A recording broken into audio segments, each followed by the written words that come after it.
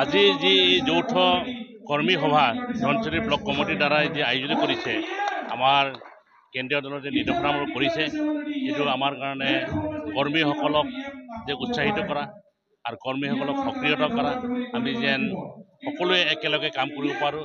আগন্তুক যি আমাৰ বিদেশী নিৰ্বাচন আহিছে সেই নিৰ্বাচন আমাৰ যিহেতু সকলো দিশতে আমি সক্ৰিয় হৈ আছোঁ আগুৱাই নিয়াত সহায় হোৱাৰ কাৰণে আমাৰ জনসাধাৰণে ভোটাৰসকলে যাতে আমাৰ লগত সকলোৱে একেলগে কাম কৰিব পাৰে এই আশা ৰাখি আমি এই যৌথ কৰ্মী সভা কৰিছোঁ। CM প্ৰমোদ বৰুৱাই কৈছে এইবাৰ আহি থকা ইলেকশ্যনত শান্তি আৰু অশান্তিৰ মাজত ইলেকশ্যনটো হ'ব বুলি কৈ আছে।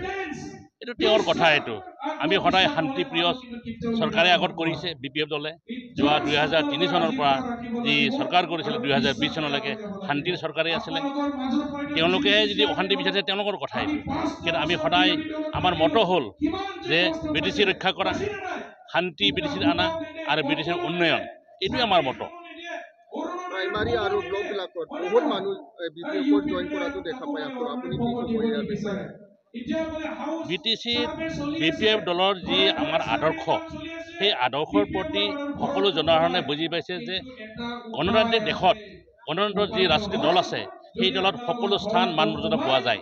সেইকাৰণে বৰ্তমান সকলো প্ৰাইমাৰী ব্লক কমিটিত BPF দলৰ প্ৰতি আকৃষ্ট হৈ BPF দলৰ যি আদৰ্শ সেইটোৰ প্ৰতি তেওঁলোকে সুন্দৰভাৱে যি বুজি পাইছে যে আদৰ্শটো তেওঁলোকৰ ভাল, সেইকাৰণে ৰাইজৰ প্ৰাইমাৰী লেভেলৰ ব্লক কৰ্মীসকলে বা জনসাধাৰণে বুজি পায় অন্য দলৰ পৰা আমাৰ দলত যোগদান কৰি আছে। BPF দলে 100% নিশ্চিত যে এই বছৰ যি 2025 চনত যি বিদেশী চৰকাৰৰ যি নিৰ্বাচন হ'ব এই কাউন্সিলৰ নিৰ্বাচন, সেই নিৰ্বাচনত BPF দলে 100% নিশ্চিত যে হাগ্ৰামা মহিলাৰ নেতৃত্বত BPF দলে চৰকাৰ গঠন কৰিব।